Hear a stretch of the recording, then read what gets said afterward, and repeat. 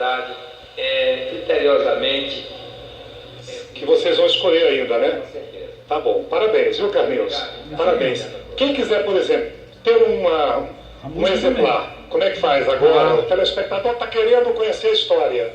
Tem contato, telefone? Tem o nosso contato, tem o nosso e-mail, consta no telefone 3372-1400. Também tem o e-mail carlosaguiar@ksaweb.com.br. Parabéns, viu?